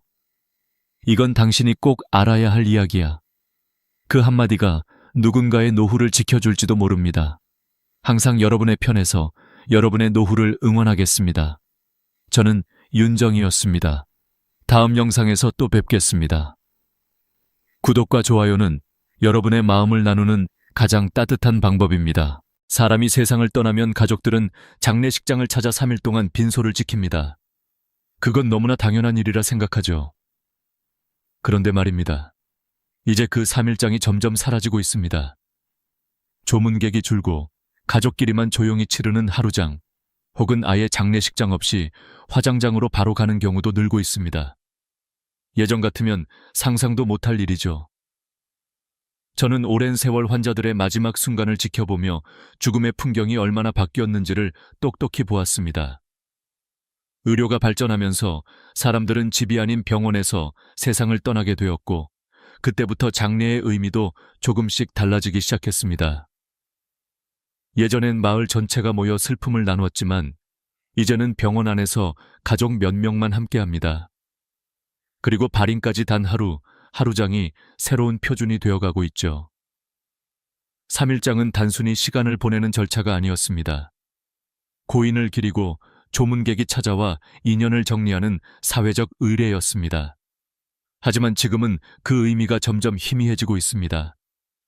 시간이 없고 사람들이 멀리 있고 조문 문화도 사라지고 있기 때문입니다. 그렇다면 이제 우리는 왜 여전히 3일장을 고집하고 있을까요? 그리고 정말 하루 만에 끝내는 장례가 나쁜 걸까요?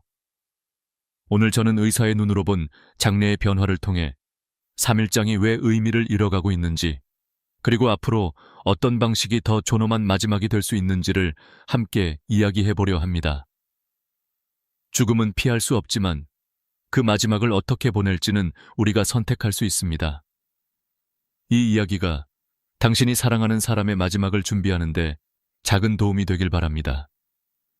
3일장의 역사와 의미, 우리가 알고 있는 3일장의 뿌리는 조선시대 유교 장례 문화에서 비롯되었습니다. 그 시절 사람의 죽음은 단순한 이별이 아니라 삶의 또 다른 시작으로 여겨졌습니다. 그래서 죽음에는 반드시 시간이 필요하다고 생각했습니다. 영혼이 완전히 세상을 떠나기까지 몸과 마음이 정리되는 시간이 3일이라 믿었던 겁니다. 조선시대 유교에서는 예와 인이 중요했죠. 사람이 세상을 떠나면 남은 가족은 그동안 받은 사랑과 은혜를 갚는다는 뜻으로 최대한 공손하게 정성껏 장례를 치렀습니다. 그래서 3일 동안은 고인의 혼을 모시며 슬픔을 다스리는 기간이었고, 동시에 가족과 이웃이 인간관계의 마지막 예의를 나누는 시간이었습니다. 이틀 동안은 마을 사람들이 조문을 왔습니다. 황주를 하고 이웃은 음식을 나누며 함께 고인의 삶을 이야기했죠. 이런 공동체적 장례 문화는 사람을 떠나보내며 함께 슬퍼하는 것이 그 자체로 치유라고 믿었기 때문입니다. 첫째 날, 초빈, 고인 운구, 염습, 빈소 마련. 둘째 날, 조문, 지인 방문, 제례, 마지막 작별 인사. 셋째 날, 발인, 상여 행렬, 화장 또는 매장, 제사. 이 세 날은 각각의 역할이 분명했습니다.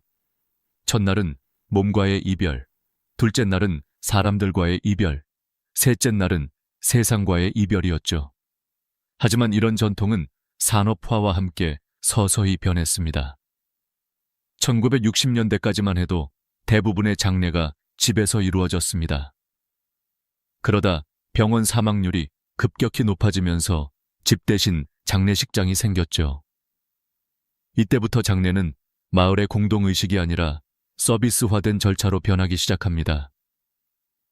병원과 연결된 장례식장이 늘어나면서 3일장은 하나의 표준 상품이 되었습니다. 식장 임대료, 안치료, 재단 비용, 음식, 조문객 응대까지 모두 3일 패키지로 정형화된 겁니다. 코로나 이후엔 절반 가까운 장례가 이틀 혹은 하루로 진행되고 있습니다. 제가 장례식장 관계자에게 들은 이야기입니다. 요즘은 첫날 저녁에 모여 다음날 아침 발이 나는 게 일반적입니다. 조문객이 거의 없으니까요. 그만큼 3일장은 형식만 남은 절차가 되어가고 있습니다. 하지만 우리가 기억해야 할 건 3일장의 본래 의미는 시간이 아니라 마음이었다는 겁니다. 3일장은 형식이 아니라 사람을 떠나보내는 시간이었다. 그러나 현실은 변했습니다. 조문 문화가 사라지고 가족의 형태가 달라지면서 이제 그 3일이 더 이상 예전 같은 의미를 갖지 못합니다. 그렇다면 지금 3일장이 왜 점점 사라지고 있는 걸까요? 단순히 시간이 부족해서일까요? 아니면 우리가 죽음을 대하는 태도 자체가 변했기 때문일까요? 이제 다음 장에서는 3일장이 의미를 잃어가는 진짜 이유를 의학적, 사회적 관점에서 함께 살펴보겠습니다. 예전엔 장례식장 복도가 사람들로 붐볐습니다. 이웃, 직장 동료, 친척, 친구들까지 하루 종일 조문객이 이어졌죠. 상주는 손이 닳도록 인사를 하고 부의금 봉투가 쌓여갔습니다. 고인의 삶을 기억하는 사람들의 발걸음이 그렇게 3일 동안 이어졌습니다. 하지만 지금은 다릅니다. 빈소는 조용합니다. 조문객 대신 휴대전화 메시지가 오갑니다. 삼가 고인의 명복을 빕니다. 짧은 한 줄이 마음을 대신합니다. 3일장을 지켜야 할 이유가 하나씩 사라지고 있는 겁니다. 가장 큰 이유는 조문 문화의 변화입니다. 스마트폰 하나로 문상을 대신하는 시대. 예전에는 직접 찾아가는 것이 예의였지만 이제는 문자 한 통이면 충분하다고 생각합니다. 사회적 관계가 좁아지고 가족 중심의 인간관계가 늘어나면서 조문객을 기다릴 필요가 점점 사라지고 있습니다. 예전엔 한 사람의 죽음이 마을 전체의 슬픔이었지만 지금은 가족의 일로만 남습니다. 슬픔이 공동체에서 개인으로 옮겨간 것이죠. 두 번째 이유는 의료 환경의 변화입니다. 대부분의 사람들이 병원에서 세상을 떠납니다. 집에서 임종하는 경우는 10명 중 1명도 되지 않습니다. 죽음이 집에서 멀어지면서 장례도 함께 변했습니다. 병원 안에서 생명이 멈추고 바로 장례식장으로 연결됩니다.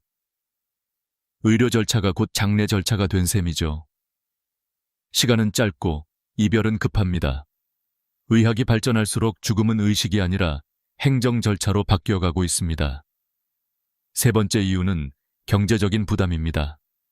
장례식장 하루 사용료가 평균 100만 원, 식대, 재단비, 차량비, 화장 비용까지 합치면 3일장 기준 1200에서 1500만 원이 듭니다.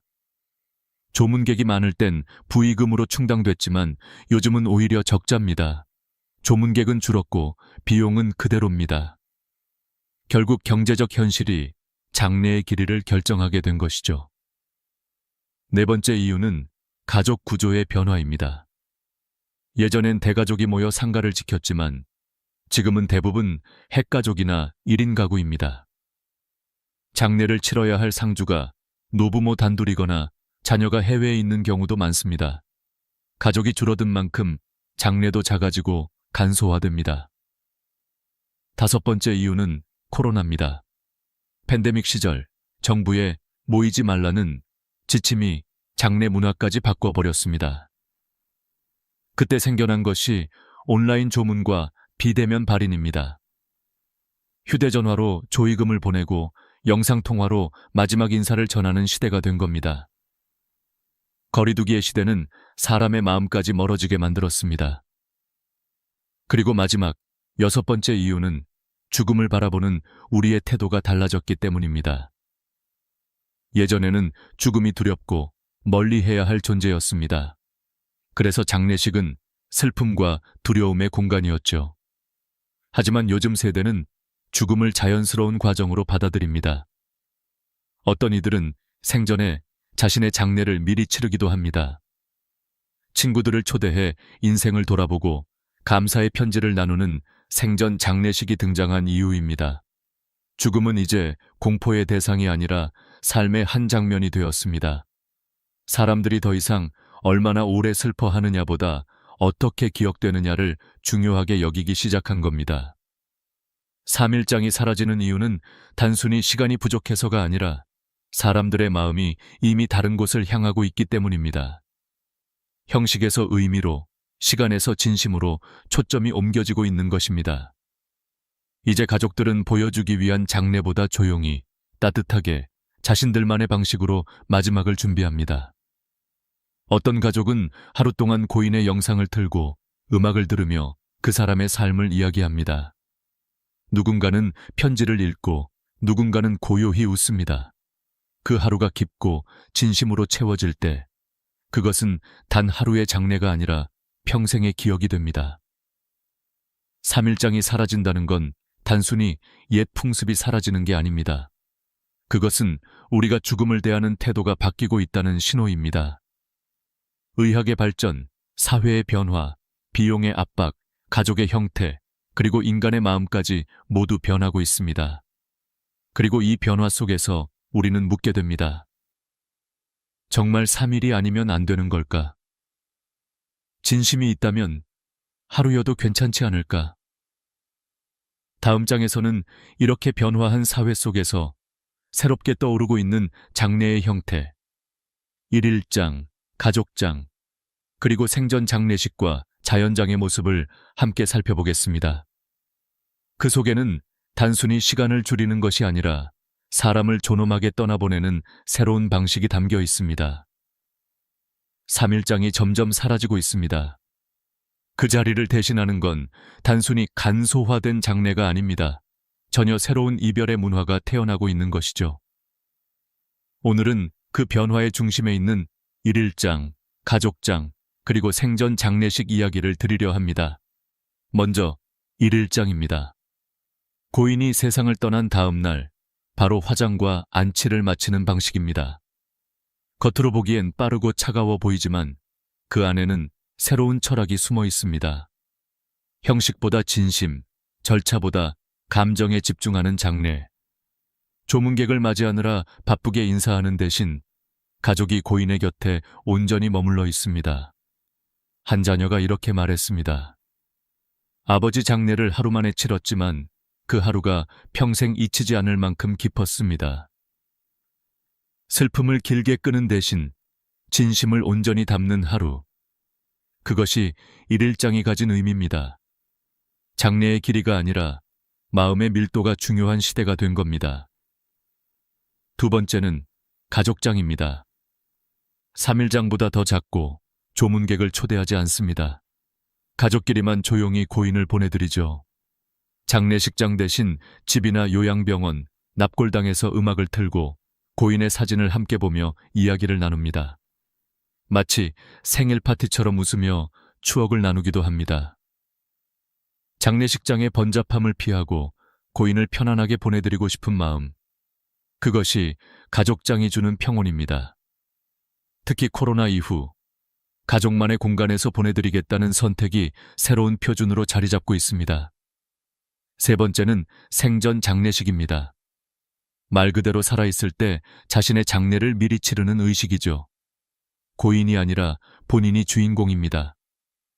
친구들을 초대해 감사의 편지를 전하고 인생을 돌아봅니다. 어떤 노인은 자신이 좋아하던 음악을 틀고 평생 고마웠던 사람들에게 손편지를 나눴습니다. 오늘 이 순간이 내 인생에서 가장 행복합니다. 그는 그렇게 웃으며 인생의 마지막을 준비했습니다. 이건 단순한 이벤트가 아닙니다. 죽음을 미리 직면함으로써 삶의 마지막을 스스로 설계하는 존엄의 선언입니다. 의학적으로도 Living Farewell, Living Farewell은 정신적 안정에 큰 도움이 된다고 합니다. 죽음을 받아들이는 사람일수록 우울과 불안이 줄고 오히려 삶의 만족도는 높아집니다. 죽음을 준비하는 건 삶을 포기하는 게 아니라 삶을 더 깊이 사랑하는 방법인 것이죠. 그리고 또 하나의 변화가 있습니다. 바로 자연장입니다. 돌아가신 분의 유골을 흙에 묻거나 나무 아래에 뿌리는 방식입니다. 국토부 통계에 따르면 수목장이나 자연장을 선택하는 비율은 10년 새 5배 증가했습니다. 도시에서 묘지를 관리하기 어려운 현실, 그리고 환경을 생각하는 세대의 변화가 자연장을 새로운 흐름으로 만들고 있습니다. 단순한 절차가 아니라 자연으로 돌아간다는 철학적 선택이기도 합니다. 이제 기술이 장래의 일부가 되었습니다. 디지털 추모관, 온라인 메모리얼이라는 개념이 등장했죠. 고인의 음성이나 영상, 기록을 온라인 공간에 영구 저장해 언제든 다시 볼 수 있는 서비스입니다. AI 기술로 목소리를 복원하거나 고인이 남긴 메시지를 가족들이 다시 들을 수도 있습니다. 죽음이 끝이 아니라 기억의 형태로 이어지는 시대가 된 것입니다. 결국 장례의 본질은 며칠 동안 하느냐가 아닙니다. 그 시간 동안 우리가 얼마나 진심으로 보내드렸는가, 그게 더 중요하죠. 하루라도 고인의 손을 잡고 그의 인생을 이야기하며 사랑과 감사의 말을 전했다면 그것이야말로 가장 완전한 장례입니다. 이제 장례는 더 이상 형식의 문제가 아닙니다. 어떻게 기억될 것인가, 어떻게 사랑을 남길 것인가의 문제로 바뀌고 있습니다. 3일장은 시대의 상징이었습니다. 하지만 앞으로의 시대는 존엄한 죽음이 중심이 될 겁니다. 죽음을 두려워하지 않고 마지막 순간까지 스스로 선택하며 감사와 사랑으로 삶을 마무리하는 것. 그것이 현대 장례 문화가 나아가야 할 방향입니다. 그리고 저는 오랜 세월 의사로서 수많은 환자들의 마지막을 지켜보며 느꼈습니다. 가장 평화롭게 떠나는 사람들은 늘 마음의 준비가 되어 있던 분들이었습니다.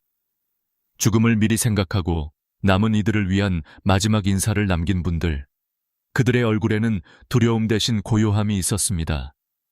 이 변화의 중심에는 공통된 마음이 있었습니다. 죽음이 끝이 아니라 또 다른 사랑의 시작이다. 다음 장에서는 그렇게 바뀐 시대 속에서 좋은 죽음과 존엄한 이별을 위해 우리가 지금부터 준비해야 할 것들, 그 구체적인 방법에 대해 이야기해 보겠습니다. 좋은 죽음, 존엄한 이별. 우리는 그 단어들을 자주 듣지만 정작 그 의미를 깊이 생각해 본 적은 많지 않습니다. 그러나 의사로서 수많은 마지막을 지켜보며 깨달았습니다. 좋은 죽음은 결코 우연히 오지 않는다는 걸요. 그것은 준비된 삶의 결과였습니다. 의학은 생명을 연장시킬 수 있습니다. 하지만 그 연장이 반드시 행복을 의미하지는 않습니다.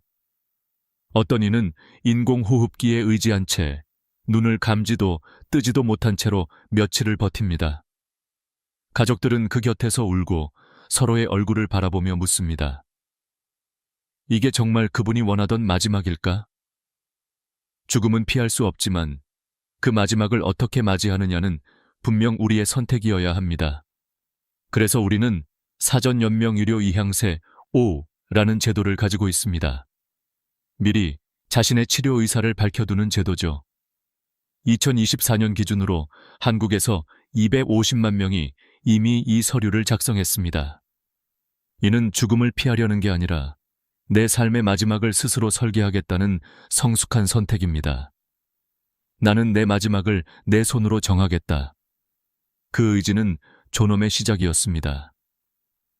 죽음에 대한 가장 큰 오해는 말하면 불길하다는 것입니다. 그러나 오히려 말하지 않는 것이 더 큰 불행을 부릅니다. 임종 직전 가족들이 가장 많이 하는 말, 그것은 이런 줄 몰랐다입니다. 고인의 뜻을 몰라서 남은 이들이 서로 다른 결정을 내리며 갈등을 겪습니다. 그렇기에 우리는 죽음에 대해 반드시 이야기해야 합니다. 내가 원하는 마지막, 남기고 싶은 말, 그리고 떠난 뒤의 부탁들까지. 그 대화는 상처가 아니라 사랑의 유언이 됩니다. 죽음을 준비한다는 건 삶을 포기하는 게 아닙니다. 오히려 남은 시간을 더 선명하게 살겠다는 선언입니다. 웰다잉에서는 가장 먼저 정리하기와 비우기를 가르칩니다. 버리고 정리하는 일은 단순한 정돈이 아니라 마음의 공간을 만드는 일입니다. 오래된 물건을 정리하듯 미움과 후회를 내려놓는 것. 그 작은 행동이 죽음을 두려움이 아닌 마무리의 평화로 바꿔줍니다. 그리고 존엄한 죽음을 위해서는 완화 의료가 필요합니다. 치료를 포기하는 게 아니라 고통과 불안을 줄여 남은 시간을 평화롭게 보내기 위한 적극적인 치료입니다. 완화 의료를 받은 환자일수록 마지막 순간까지 미소를 지을 확률이 높다는 연구 결과가 있습니다. 의사가 하는 일은 생명을 늘리는 것만이 아닙니다. 그 생의 끝을 존중하는 일, 그것 또한 의학의 본질입니다. 죽음을 두려워할수록 삶은 불안해집니다. 그러나 죽음을 인정하면 삶은 단단해집니다. 삶의 유한함을 알게 되면 오늘의 인연을 더 소중히 여기게 됩니다. 이건 철학이 아니라 의학적으로도 증명된 사실입니다. 죽음을 직면한 사람의 뇌파는 불안보다 안정 반응을 보입니다. 수용이 곧 평화로 이어지는 것입니다. 종교를 떠나서 사람은 누구나 마음에 집을 지어야 합니다. 마지막 순간 그 집이 평화로워야 합니다. 임종을 앞둔 사람들은 종종 이런 말을 합니다. 내가 사랑했던 사람들의 얼굴이 떠올라요. 그것은 종교적 환상이 아니라 인간의 마음이 삶을 정리하는 자연스러운 과정입니다. 그래서 존엄한 죽음의 마지막 준비는 미움보다 사랑, 원망보다 감사로 마음을 채우는 일입니다. 죽음은 끝이지만 사랑은 남습니다. 요즘은 영상으로 마지막 인사를 남기는 분들이 많습니다. 자녀에게, 배우자에게 세상에 남기는 짧은 편지 한 장이 남은 이들의 마음을 지탱해 줍니다. 어떤 이는 자신의 마지막 인사를 녹음해 가족에게 남겼습니다. 너희가 울 때 나는 미소 짓고 있을 거야. 그러니 너무 슬퍼하지 말아라. 그 한마디가 가족들의 삶을 지탱해 주었습니다.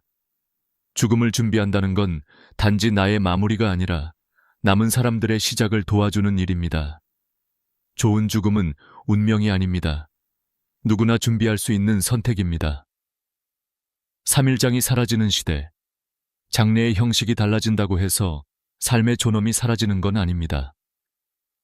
오히려 지금은 우리가 어떻게 떠날지를 스스로 결정할 수 있는 가장 인간다운 시대일지도 모릅니다. 죽음을 두려워하지 마십시오. 당신의 마지막을 사랑으로 설계하십시오. 그것이 바로 웰다잉이며 그리고 제가 의사로서 인간으로서 전하고 싶은 마지막 의학의 지혜입니다. 다음 장에서는 이 모든 이야기가 결국 죽음이 아닌 삶에 대한 이야기였음을 보여드리겠습니다. 우리가 두려워하는 끝이 아니라 지금 이 순간을 더 깊이 사랑하기 위한 시작으로서의 죽음을 이야기해보려 합니다. 우리는 흔히 죽음을 인생의 마지막이라 말합니다. 그러나 수많은 마지막을 지켜본 제 눈에는 그것이 오히려 또 하나의 시작처럼 보였습니다. 누군가는 사랑을 남기고, 누군가는 미움을 남기고, 누군가는 아무 말도 남기지 못한 채 떠납니다. 그리고 남은 사람들은 그 빈자리를 보며 비로소 삶을 배웁니다. 죽음은 그렇게 살아있는 사람을 가르치는 가장 조용한 선생이었습니다. 병원에서 근무할 때마다 느낍니다. 사람은 죽음 앞에서 모두 같아진다는 것을. 직함도 재산도 명예도 그 순간엔 아무 의미가 없습니다. 남는 건 단 하나, 그 사람이 어떤 마음으로 살았는가입니다. 3일장이 사라진 시대, 우리는 장례의 형식보다 마음의 내용이 더 중요한 시대로 들어섰습니다. 슬픔을 길게 이어가는 것보다 진심으로 보내드리는 것이 더 가치 있는 일이라는 것을 이제야 조금씩 깨닫고 있습니다. 어느 날 한 노부부가 병실로 찾아왔습니다. 남편은 말기암, 아내는 여전히 남편의 손을 꼭 쥐고 있었습니다. 남편은 제게 이렇게 말했습니다. 선생님, 아내에게 편지를 남기고 싶습니다. 그런데 손이 떨려서 글씨가 잘 안 써져요. 나는 종이와 펜을 대신 들어 그가 하는 말을 그대로 적었습니다. 여보, 당신이 내 곁에 있어서 나는 참 행복했습니다. 다음 생이 있다면 또 당신과 함께 밥 먹고 같이 웃고 싶습니다. 그는 그렇게 미소 지으며 눈을 감았습니다. 그리고 나는 그날 밤 다시 한번 깨달았습니다. 좋은 죽음이란 단순히 고통이 없는 죽음이 아니라 사랑이 완성되는 순간이라는 것을. 이제 사람들은 그 완성을 위해 자신의 마지막을 직접 준비합니다. 유언장을 쓰고 가족에게 하고 싶은 말을 영상으로 남기고 장례를 간소화하며 남은 사람들에게 부담을 주지 않으려 합니다. 하지만 그 속에는 또 다른 마음이 숨어 있습니다. 내가 떠난 뒤에도 당신들이 평화롭길 바란다. 그것이 진짜 웰다잉의 본질이죠. 죽음을 준비한다는 건 나를 위한 일이 아니라 사랑하는 사람을 위한 일입니다. 나는 종종 환자들에게 묻습니다. 당신은 어떤 죽음을 원하시나요? 대부분의 대답은 놀랍도록 단순합니다. 조용하게, 가족 손을 잡고, 평화롭게. 그리고 그 바람은 생각보다 쉽게 이루어질 수 있습니다. 필요한 건 거창한 의식이 아니라 진심 한 조각뿐이니까요. 요즘은 병원에서도 환자와 가족이 함께 마지막의 시간을 보내는 방이 있습니다. 인공호흡기를 떼고 조용한 음악을 틀고 서로의 손을 잡고 마음속 말을 전합니다. 사랑해요. 그동안 고마웠어요. 이제 편히 쉬세요. 그 몇 마디가 세상 모든 장례보다 깊은 의미를 가집니다. 어떤 장례식에도 없는 단 하나의 진심이 그 공간을 가득 채웁니다. 죽음은 피할 수 없지만 후회는 피할 수 있습니다. 오늘 내가 미안한 사람에게 용서를 구하고 고마운 사람에게 마음을 전하는 것, 그것이 바로 웰다잉의 시작입니다.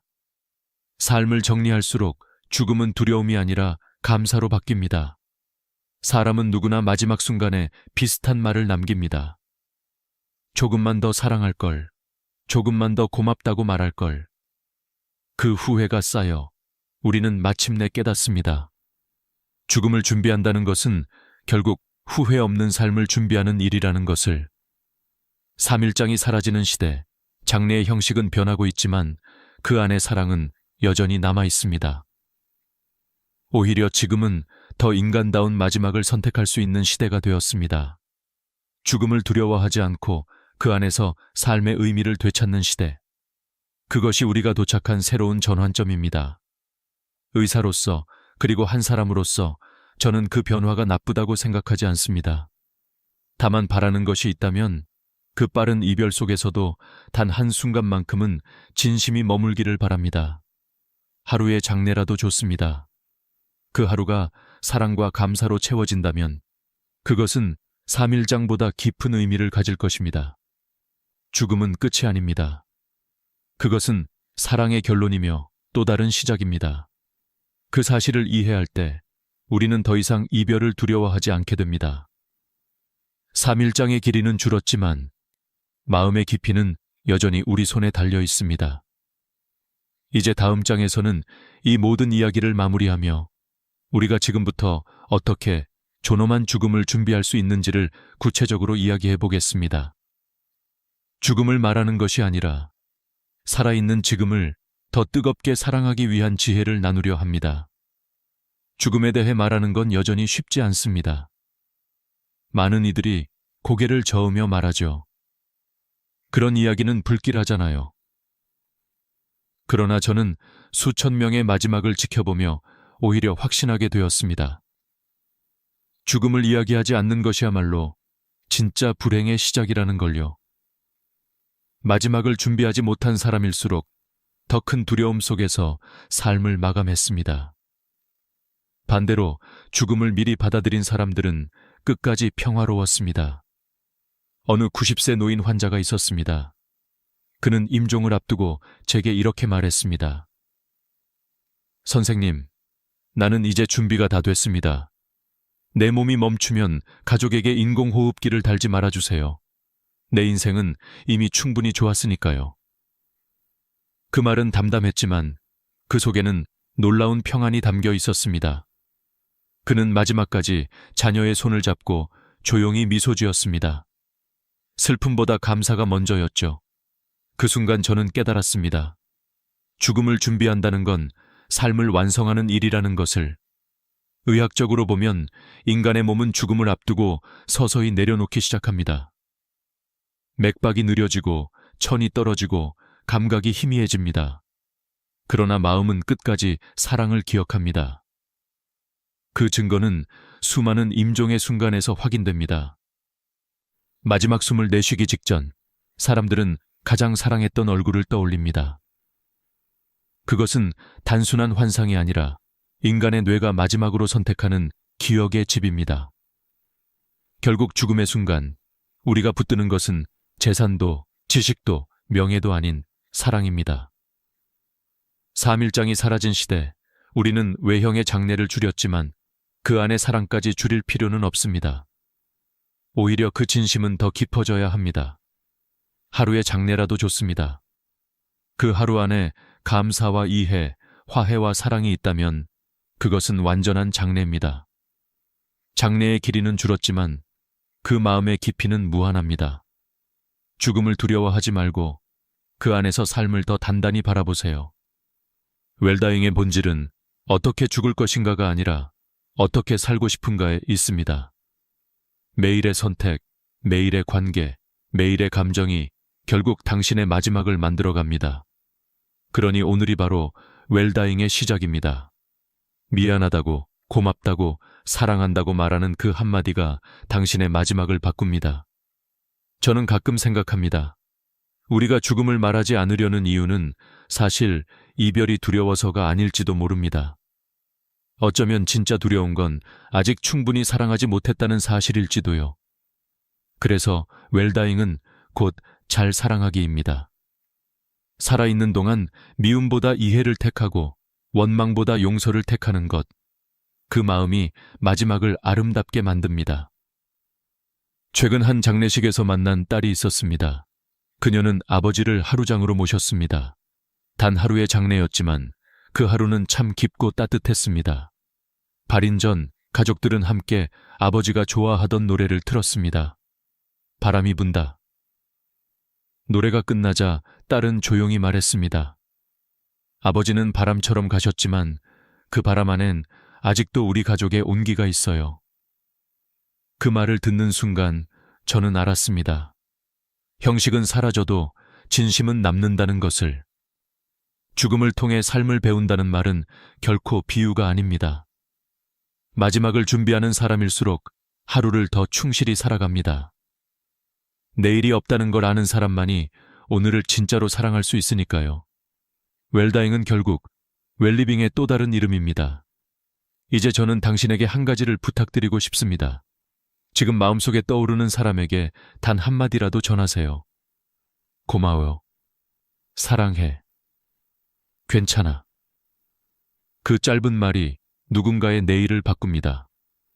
그리고 그 순간 당신의 오늘도 함께 바뀔 겁니다. 죽음을 준비한다는 건 결국 더 잘 살아가기 위한 연습입니다. 이제 마지막 장에서 우리는 이 모든 이야기를 하나로 묶을 것입니다. 3일장이 사라진 시대, 그러나 인간의 진심은 여전히 남아있는 시대. 그 속에서 우리가 어떻게 서로의 마지막을 존중하고 스스로의 삶을 사랑으로 마무리할 수 있을지 이야기하며 이 긴 여정을 마치려 합니다. 3일장이 사라지는 시대, 죽음의 형식은 달라졌습니다. 그러나 그 안의 마음, 그 본질만큼은 변하지 않았습니다. 누군가를 떠나보낸다는 건 여전히 슬프고 여전히 사랑의 또 다른 형태입니다. 저는 의사로서 수많은 죽음을 보았습니다. 하지만 그 모든 마지막에는 공통된 한 문장이 있었습니다. 조금만 더 사랑할 걸. 그 짧은 한마디가 인간의 마음을 모두 설명하고 있었습니다. 죽음이 두려운 건 생의 끝 때문이 아니라 충분히 사랑하지 못했다는 후회 때문이었습니다. 그래서 저는 늘 말합니다. 존엄한 죽음을 준비하는 일은 결국 후회 없는 삶을 준비하는 일이라고요. 오늘 미안한 사람에게 용서를 구하고 고마운 사람에게 감사의 말을 전하세요. 죽음을 이야기하는 순간 삶은 더 선명해집니다. 그것이 웰다잉의 시작이자 가장 인간다운 선택입니다. 어느 노인 환자가 제 손을 잡으며 말했습니다. 선생님, 죽는 게 무섭지 않아요. 다만 내가 사랑했던 사람들에게 마지막 인사를 못할까봐 그게 걱정이에요.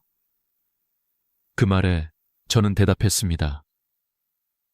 그 인사는 아직 늦지 않았습니다. 지금 하시면 됩니다. 그는 고개를 끄덕이며 웃었습니다. 그 미소에는 평생의 고마움이 담겨 있었습니다. 죽음을 준비한다는 건 내 삶을 정리하는 동시에 남은 사람들의 삶을 지켜주는 일입니다.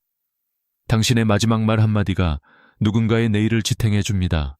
가족에게, 친구에게, 그리고 당신 자신에게 그 따뜻한 한마디가 마지막 순간을 평화로 바꿔줍니다. 요즘은 장례식장의 풍경이 변했습니다.